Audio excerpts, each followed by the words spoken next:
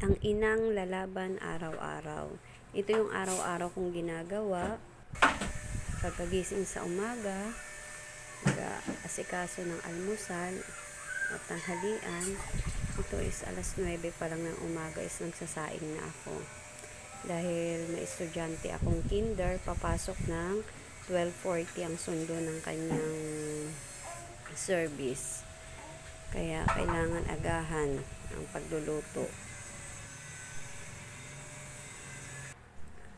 Ito naman ay magluluto naman tayo dito ng ulam ng tanghalian at hapunan na namin yung dalawa nila Mira.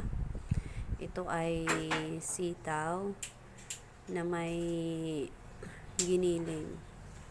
Araw-araw na lang mag-iisip ka talaga kung anong uulamin. Minsan wala na nga maisip.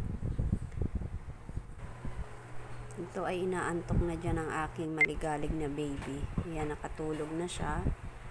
At habang pinaliguan ko sila Mira, yan, nakaluto na ng ulam. Nire-ready ko na siya para sa pagpasok niya. Tapos habang kumakain naman ang aking ate Lamira, is inaasikaso ko naman ang aking extrang pinagkakakitaan. Ito ay Himalaya bagoong alamang. With pork yan, mga mami. With pork. At masarap yan. Hindi masyadong maalat, hindi masyadong matamis. Tamang-tama rin ang anghang. Kung gusto nyo ng maanghang, meron tayo. Meron din tayong hindi maanghang para sa mga walang hilig sa maanghang tulad ng aking anak na si Clarissa, si Isay. Bilang ina na nasa bahay lang, talaga mag-iisip ka ng mga ekstrang pagkakakitaan. Lalo na sa panahon ngayon ang 1,000 parang 100 lang. Pag nabaryahan na wala na. Sa mahal na mga bilihin sa panahon ngayon, tunay lang.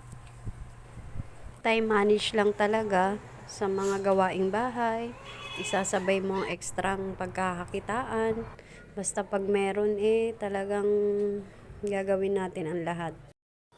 Pagdating talaga sa mga anak nagagawa natin ang lahat. Isang yakap lang, isang sabi lang na, Mami, Mama, I love you. Talagang lahat ng pagod, lahat ng hirap is nawawala yun. Ang sarap maging ina. Ingat! Dahan-dahan!